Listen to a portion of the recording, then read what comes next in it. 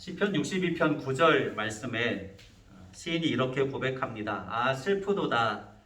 사람은 입김이며 인생은 속임수이니 저울에 달면 그들은 입김보다 가벼우리라 라고 말씀합니다. 시인의 고백대로 저울에 달면 입김보다 더 가벼운 것이 인생이라고 할 수 있지요. 요즘 말로 격하게 공감하게 되었습니다. 목회자 코너를 보신 분은 아시겠지만 제가 지난 수요일에 119 구급차를 타고 응급실에 다녀오게 되었습니다.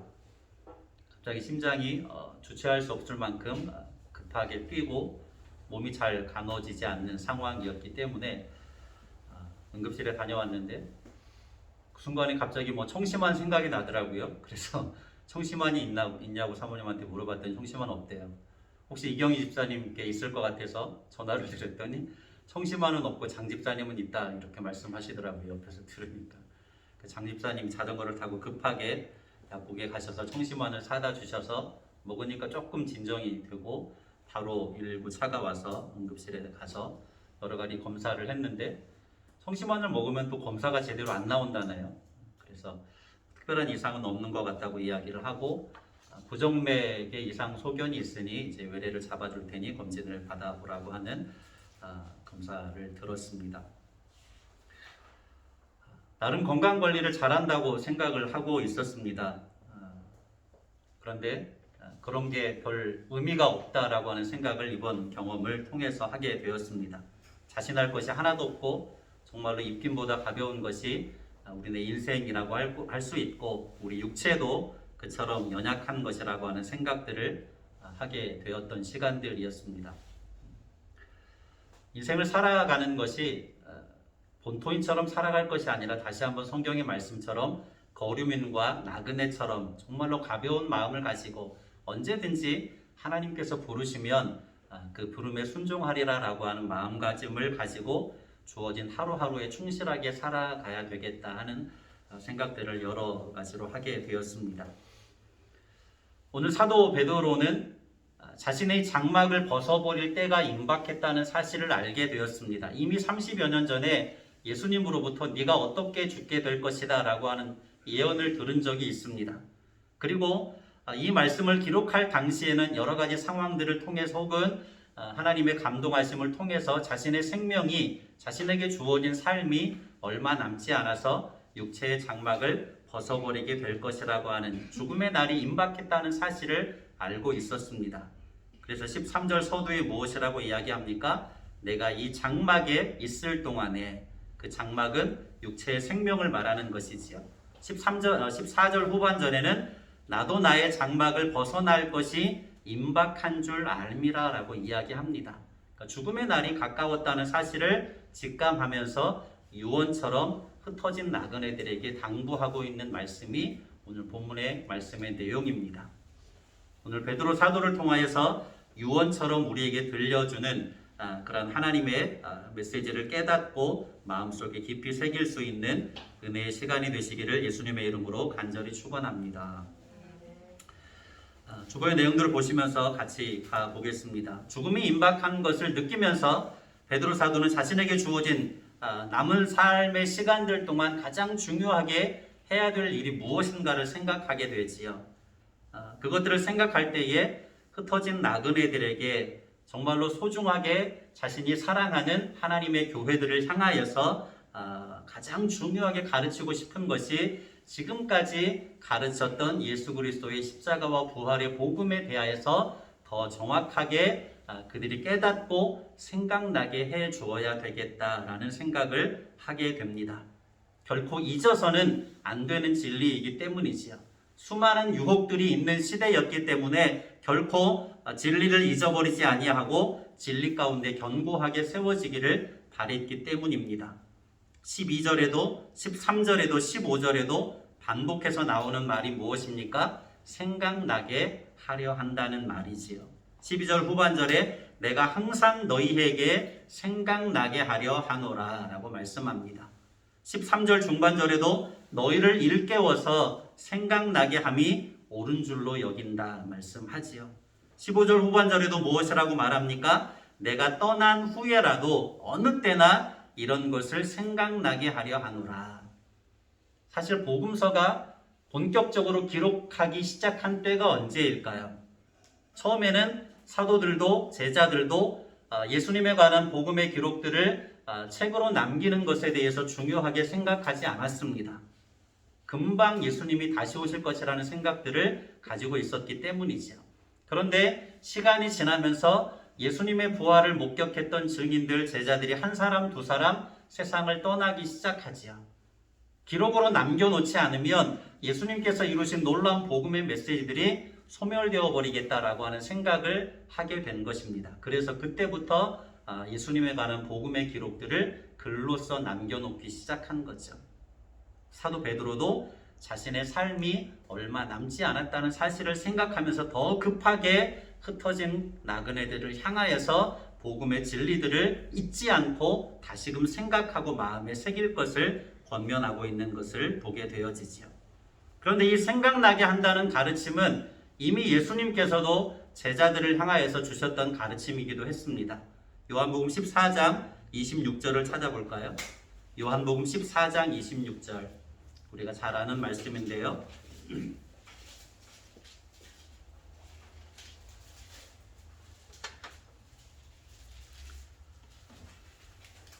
요한복음 14장 26절 같이 봅니다. 보혜사 곧 아버지께서 내 이름으로 보내실 성령, 그가 너희에게 모든 것을 가르치고 내가 너희에게 말한 모든 것을 생각나게 하리라. 아멘. 보혜사 성령님을 보내주시는 아주 중요한 이유를 예수님께서 설명해 주시는 것이지요. 그것은 무엇이라고 말씀하십니까? 예수님께서 가르치시고 행하셨던 모든 복음의 진리들을 온전히 깨닫고 알게 하시기 위하여서, 그리고 예수님이 떠나시더라도 생각나게 하도록 하시기 위하여서 보혜사, 도우시는 분, 옆에서 도우시는 성령님을 보내주시는 것이라고 하는 것을 말씀하고 있지요. 여기서 아주 중요한 교훈을 배우게 되는데, 복음의 진리나 하나님의 말씀은 성령님의 가르쳐 주시고 생각나게 해주시는 조명하심이 필요하다라고 하는 것이지요. 그것을 사도 베드로는 오늘 20절과 21절에도 중요하게 가르치고 있습니다. 특별히 이것을 가르치고 있는 중요한 이유가 있기도 한데, 오늘 본문 20절, 21절을 같이 볼까요? 베드로후서 1장 20절, 21절. 먼저 알 것은 성경의 모든 예언은 사사로이 풀 것이 아니니, 예언은 언제든지 사람의 뜻으로 낸 것이 아니요 오직 성령의 감동하심을 받은 사람들이 하나님께 받아 말한 것임이라. 아멘. 21절을 곱씹어서 생각하면서 다시 한번 읽어볼까요? 예언은 언제든지 사람의 뜻으로 낸 것이 아니요 오직 성령의 감동하심을 받은 사람들이 하나님께 받아 말한 것임이라. 아멘. 예언은 하나님의 말씀, 특별히 여기에서는 구약 성경을 말씀하는 것입니다. 무엇 때문에 이렇게 중요하게 강조하고 있느냐면, 당시에 거짓 선생들과 이단들이 성경을 사사로이 풀어서 교회의 많은 사람들을 미혹하고 넘어뜨리려고 하고 있었기 때문입니다. 그것 때문에 초대교회 안에 많은 혼란이 벌어지고 있었기 때문이지요. 오늘날의 많은 이단들도 마찬가지이지요. 통일교회 문선명이 원리강론이라고 하는 이것저것 다 짬뽕해서 자기 생각들을 이렇게 풀어내서 그 사람들을 유혹하고 넘어뜨려서 얼마나 많은 사람들을 멸망의 길을 가게 하는지 모르지요. 신천지 이만희도 마찬가지지요. 성경의 내용들을 자기 생각으로 풀어서 비유풀이라고 하는 제목으로 이렇게 저렇게 꿰어 맞춰서 많은 사람들을 미혹하고 또 교회들을 넘어뜨리려고 하고 있는 것이 오늘날의 시대라고 할 수 있는데, 초대교회에도 이미 이러한 일들이 있었습니다. 영지주의라고 하는 이단은 그 당시에 그리스도인라 철학 사상들, 또 바벨론을 비롯한 동양 사상들, 그리고 유대적인 사상들, 모든 것들을 다 혼합해서 사람들을 유혹하고 넘어뜨렸는데, 그 내용들 중에 가장 핵심의 내용은 예수 그리스도의 재림을 부정하는 메시지들이 담겨져 있었습니다. 그것을 사도 베드로는 무엇이라고 이야기합니까? 교묘하게 만들어낸 이야기라고 말하는 거죠. 그런데 복음은, 자신이 가르쳐 왔던 복음은 어떻다는 이야기입니까? 교묘하게 만들어낸 이야기가 아니라, 구약의 성경은 교묘하게 꾸며낸 이야기가 아니라 성령님의 감동하심을 통하여서 기록되어진 하나님의 진리의 말씀이라는 사실을 분명하게 가르치고 있는 것이지요. 성경은 사사로이 개인의 생각과 주관을 가지고 풀을 수 있는 말씀이 아닙니다. 오직 성령님의 조명하시는 은혜를 통하여서 풀어져야 하는 말씀이지요.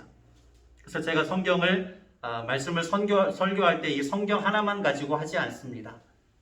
오랜 시간 동안 성경학자들이, 성령의 감동하심을 입은 학자들이 서로 논쟁하고 서로 토론하고 또 걸러낼 것들은 걸러내고 제거할 것들은 제거하고 정죄하고 다듬어서 그 내용들을 글로 써놨죠. 무엇이라고 합니까? 주석이라고 하죠. 그 책들을 최소한 5권 정도는 참고를 해서 이 성경의 말씀을 해석하고 본문 말씀 설교의 원고를 만들어냅니다. 성경은 사사로이 풀어낼 수 있는 것이 아니죠. 사람의 생각으로, 주관적인 생각으로 풀어낼 수 있는 것이 아닙니다. 그것을 경계하고 있죠. 사도 베드로는 교회 안에 영지주의가 들어와서 수많은 거짓 선생과 이단자들이 들어와서 교회와 성도들을 유혹하고 넘어뜨리려고 하는 그러한 위험한 상황 속에서 오직 하나님의 말씀만이 변하지 않는 영원한 진리라고 하는 사실을 분명하게 가르치고 있는 것입니다. 왜냐하면 그것은 사람의 생각으로 꾸며낸 이야기가 아니라 성령의 감동하심을 통하여서 쓰여진 이야기라고 하는 것이지요. 베드로 사도가 오늘 본문에서 2가지 성경의 말씀이 자신이 지금까지 가르쳐왔던 생각나기를 원하는 모든 복음의 메시지가 2가지 중요한 이유 때문에 명백한 진리라고 하는 사실을 증거합니다. 첫 번째는 무엇을 이야기합니까? 변화산상에서 자신이 직접 체험했기 때문이라고 이야기하지요. 그리고 나서 2번째로 또 이야기하는 것이 19절 서두에 말하고 있습니다.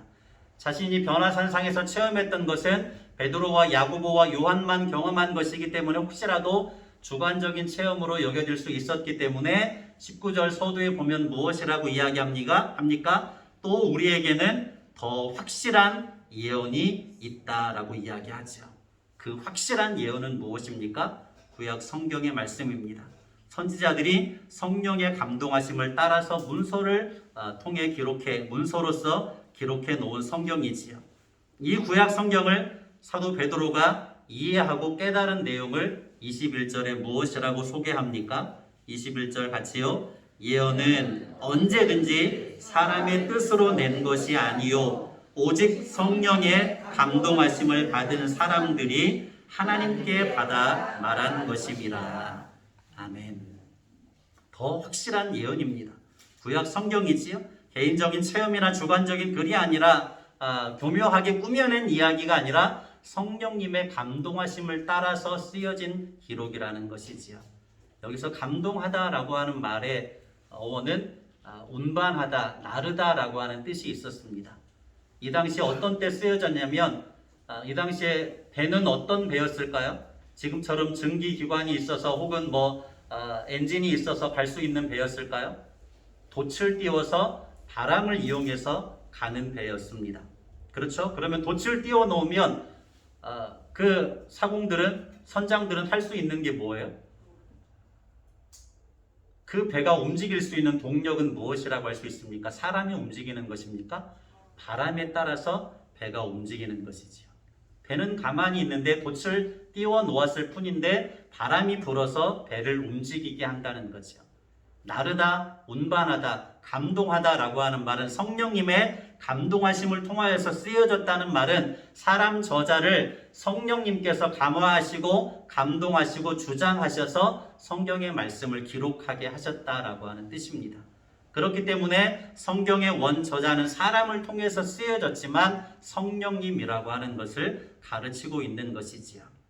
그 성령님께서 사람을 통하여서 기록하여 쓰여진 구약 성경의 말씀이 우리에게 있기 때문에 그것은 교묘하게 꾸며낸 이야기가 아니기 때문에 거짓 선생들과 이단자들이 가르치는 것처럼 교묘하게 만들어낸 이야기가 아니기 때문에 너희들은 확실하게 믿고 흔들림이 없이 믿음의 길을 걸어 나아갈 것을 권면하고 있는 것이 오늘 본문 말씀의 내용입니다.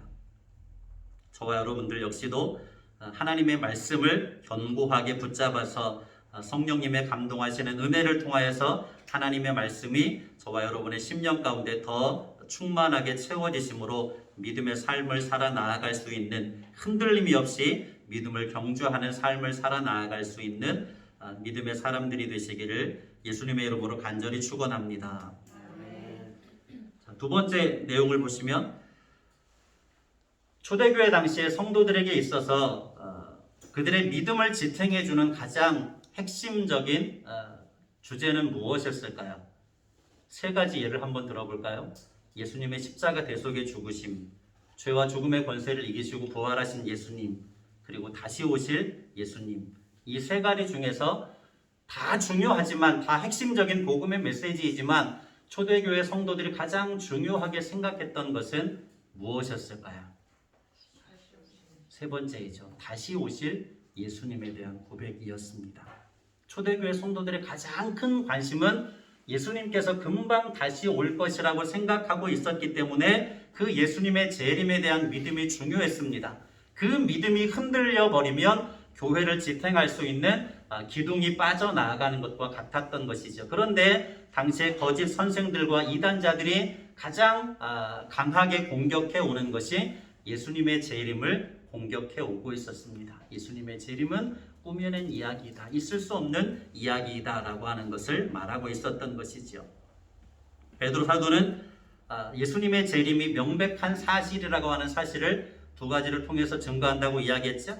첫 번째가 무엇입니까? 16절에서 18절까지 그 이야기를 합니다. 자신이 직접 경험했던 신비로운 체험에 대한 경험을 이야기하면서 예수님께서 재림하시는 것은 명백한 사실이다 라고 하는 것을 증거하고 있습니다. 벌써 30여 년 전의 기억이지만 아직까지도 베드로 사도는 생생하게 그 당시를 기억해내고 있습니다. 어떤 이야기들입니까? 변화산상에서 예수님께서 신령한 몸으로 변화되셨을 때의 기억입니다. 그리고 그때에 하나님께서 무엇이라고 말씀하시는 것입니까? 이는 내 사랑하는 아들이요 내 기뻐하는 자라 라고 하는 사실을, 그 말씀하셨던 음성을 베드로 사도는 생생하게 기억해내고 있습니다. 마태복음 17장을 찾아가 보죠. 마태복음 17장 2절입니다.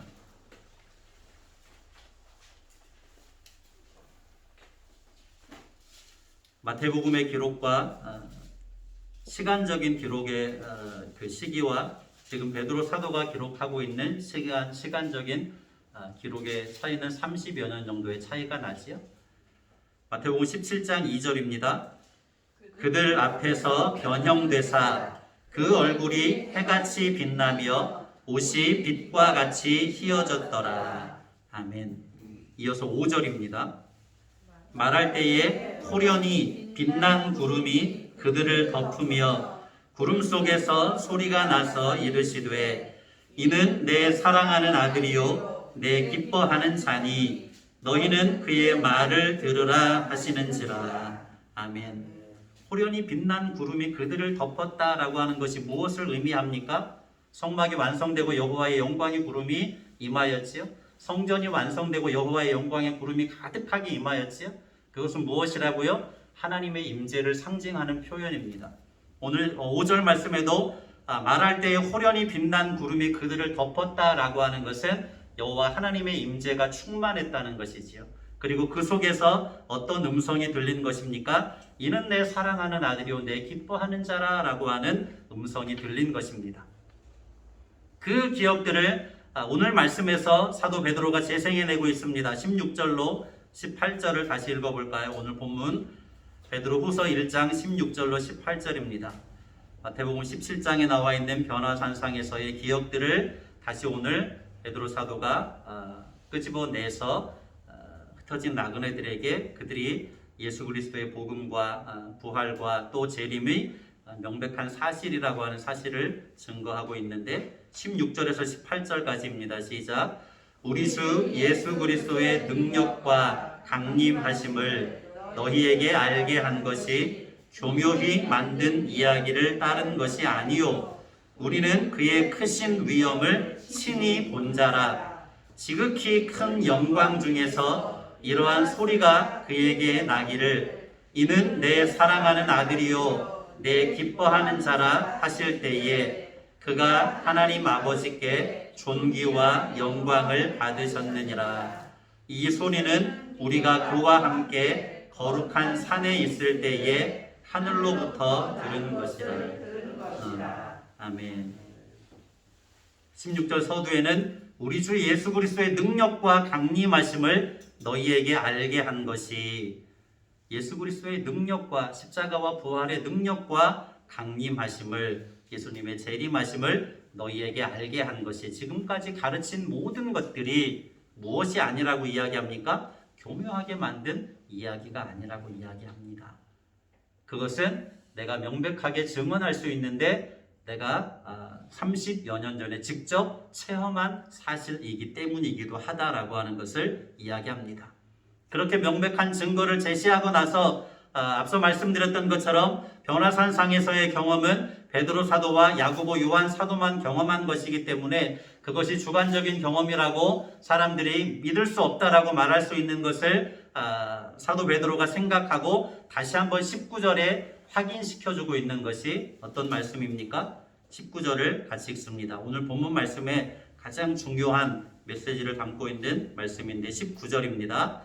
또 우리에게는 더 확실한 예언이 있어 어두운 데를 비추는 등불과 같으니 날이 새어 샛별이 너희 마음에 떠오르기까지 너희가 이것을 주의하는 것이 옳으니라. 아멘. 더 확실한 예언은 무엇이라고 말씀드렸습니까? 구약 성경입니다. 선지자들을 성령 하나님께서 감동하셔서 기록하게 한 성경이지요. 그 성경의 모든 메시지들은 무엇을 향하고 있습니까? 예수 그리스도를 향하고 있습니다. 그 확실한 예언이 구약 성경이 어두운 데를 비추는 등불과 같으니 날이 새어, 이 날이 새는 날은 언제를 말할까요? 예수님께서 다시 오시는 재림의 날을 이야기합니다. 샛별은 무엇을 말합니까? 샛별은 다시 오실 예수님을 말하는 것이지요. 마지막 그때에 예수님이 다시 오시는 그날에 예수님께서 다시 오시는 것을 볼 그때까지 너희가 이것을 주의하는 것이 옳으니라. 어두운 데를 비추는 등불과 같은 성경의 말씀을 굳게 붙잡고 예수님이 다시 오시는 것을 직접 보게 될 그때까지 흔들림이 없이 하나님의 말씀을 붙잡고 믿음을 경주할 것을 권면하고 있는 것이지요. 어두운 것은 세상이지요. 교묘하게 꾸며낸 이야기가 난무하던 세상입니다. 헬라 철학과 사상이 난무하던 세상이지요. 영지주의라고 하는 아주 무서운 이단들이 초대교회에 들어와서 교회를 유혹하고 넘어뜨리고 있었던 그러한 시대입니다. 네로의 아주 강력한 핍박이 교회를 향해서 가해지고 있었던 그런 시대이지요. 그리스 로마 신화에 나오는 수많은 신들이 그 신들의 이야기가 세상과 사회 속에, 문화 속에 가득하게 범람하고 있었던 그 세상입니다. 어두운 세상이죠. 우리가 사는 세상도 어떻습니까? 우리가 사는 세상 역시도 어두운 세상이라고 할 수 있겠죠. 수많은 거짓된 이야기들이, 꾸며낸 이야기들이 난무하고 있는 세상이기 때문입니다. 사도 베드로가 이것을 중요하게 강조할 수밖에 없는 이유가 2장 1절부터 나오고 있습니다. 2장 1절의 말씀을 볼까요?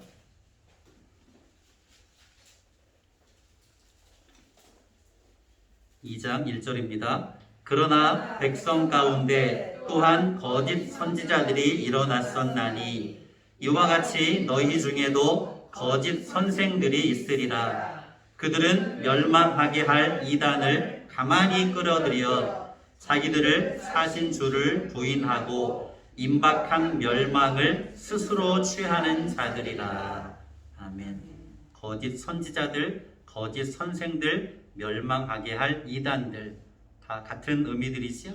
다 교회 안에 그들이 들어와서 진리를 혼란시키고 복음의 진리를 교묘하게 꾸며낸 이야기라고 선동하고 오히려 교묘하게 꾸며낸 이야기들을 만들어서 사람들을 유혹하고 넘어뜨리려고 하고 있었던 시대 속에 있었던 것이지요.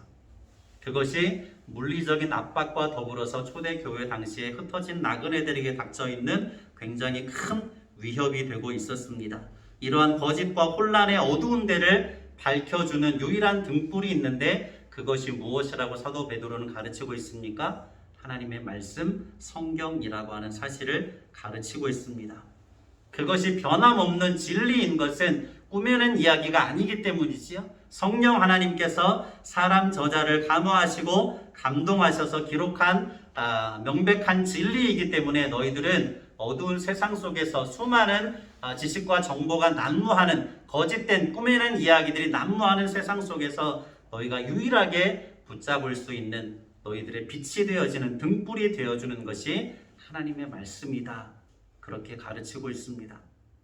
오늘날의 세상도 마찬가지지요. 어두운 세상이라고 할 수 있습니다. 항상 말씀드리는 것처럼 수많은 지식과 정보가 홍수처럼 범람하고 있는 시대이지요. 어떻습니까?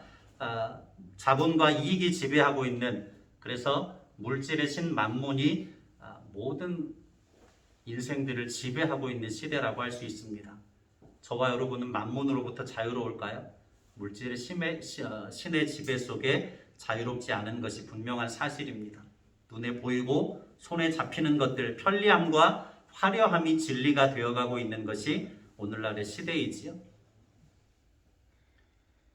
제가 정말 무섭다라고 느끼는 것 중에 하나는 우리 딸들이 있는데 남자친구를 나중에 사귀게 되겠죠. 근데 남자친구가 자기를 사귀어주지 않는다고 그 가족을 해치는 그런 일들이 우리가 살아가는 이 시대 속에서 벌어지고 있다라고 하는 거지. 그게 남 이야기가 아닙니다. 자기의 자식들을 수없이 폭행해서 생명을 잃게 하기까지 하고 있는 것이 오늘날의 세상입니다. 속된 말로 하면 미쳐 돌아가고 있는 세상이라고 할 수 있지요. 끔찍한 범죄들이 우리 주변에서 끊임없이 벌어지고 있는 세상이라고 할 수 있습니다. 내로남불이라고 하는 정말로 이기적인 세상이지요. 나에게 피해만 없으면, 내가 이익을 볼 수 있으면 다른 사람들에게 피해가 가든지 말든지 신경 쓰지 않고 있는 세상이라고 할 수 있습니다. 100세 시대가 되어가고 있는 것은 사실입니다. 그런데 그 100세 시대라는 말 속에 교묘한 속임수가 담겨져 있어서 세상이 영원할 것처럼 느껴지게 하고 세상을 향한 탐욕을 더욱더 부추기는 것이 100세 시대라는 말 속에 담겨져 있는 함정이라고 할 수 있습니다.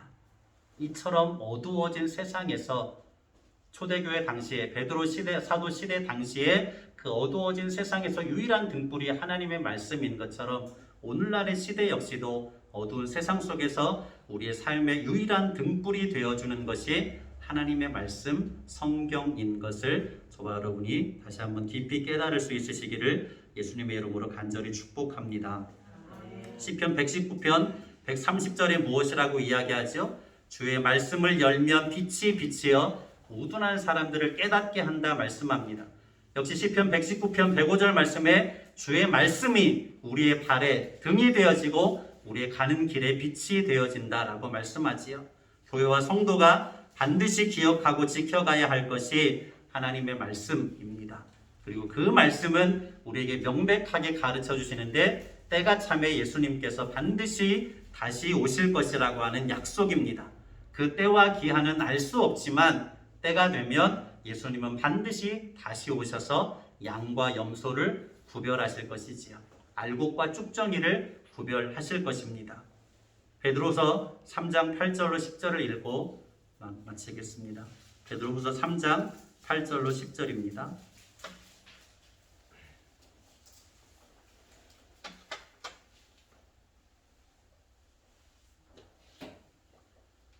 (8절에서) 10절까지 사랑하는 자들아 주께는 하루가 1000년 같고 1000년이 하루 같다는 이 한 가지를 잊지 말라. 주의 약속은 어떤 이들이 더디다고 생각하는 것 같이 더딘 것이 아니라 오직 주께서는 너희를 대하여 오래 참으사 아무도 멸망하지 아니하고 다 회개하기에 이르기를 원하시느니라. 그러나 주의 날이 도둑같이 오리니 그 날에는 하늘이 큰 소리로 떠나가고 물질이 뜨거운 불에 풀어지고 땅과 그 중에 있는 모든 일이 드러나리로다. 다시 한번 읽어볼까요? 사랑하는 자들아, 주께는 하루가 1000년 같고 1000년이 하루 같다는 이 한 가지를 잊지 말라. 주의 약속은 어떤 이들이 더디다고 생각하는 것 같이 더딘 것이 아니라 오직 주께서는 너희를 대하여 오래 참으사 아무도 멸망하지 아니하고 다 회개하기에 이르기를 원하시느니라. 그러나 주의 날이 도둑같이 오리니 그 날에는 하늘이 큰 소리로 떠나가고 물질이 뜨거운 불에 풀어지고 땅과 그 중에 있는 모든 일이 드러나리로다. 아멘. 주의 날이 도둑같이 오게 될 것입니다. 교회와 성도는 종말적인 신앙의 삶을 살아나가야 됩니다. 예수님이 다시 오실 것을 믿음으로 기대하며 살아나가야 되지요. 샛별이 마음에 떠오르기를 바라는 것처럼 다시 오실 주님을 기대하며 살아나가야 되지요. 입김보다 가벼운 것이 인생입니다. 언제든지 하나님이 부르시면 우리는 하나님의 부름대로 따라갈 수밖에 없는 것이 우리 육신의 삶이라고 할 수 있습니다. 주어진 인생의 삶 동안 어두워진 오늘의 시대 속에서 하나님의 말씀의 빛으로 바른 길을 걸어 나아갈 수 있는, 믿음의 길을 걸어 나아갈 수 있는, 천국을 향한 순례자의 길을 걸어 나아갈 수 있는 저와 여러분의 신앙의 삶이 되시기를 예수님의 이름으로 간절히 축복합니다. 고마우신 아버지 하나님 감사합니다. 주님의 말씀이 우리의 발의 등이며 우리의 가는 길에 빛이 되는 것을 믿습니다. 주의 말씀을 열면 빛이 비치어 우리의 마음을 밝게 하는 것을 약속하셨습니다. 주의 말씀이 교묘하게 꾸며낸 이야기가 아닌 것은 성령님께서 사람의 마음을 감동하셔서 기록하게 한 이야기이기 때문입니다. 아버지 하나님, 우리 목양교회 모든 성도들 다시 오실 주님을 소망하며 오늘날의 어두워진 세상 속에서 하나님의 말씀의 빛을 붙잡고 빛 가운데 살아가게 하시고 어둠 속에 헤매는 많은 자들에게 등불이 되어줄 수 있는 신실한 믿음의 교회요 성도들이 되게 하여 주시옵소서. 간절히 축복하며 예수님의 이름으로 기도드립니다. 아멘.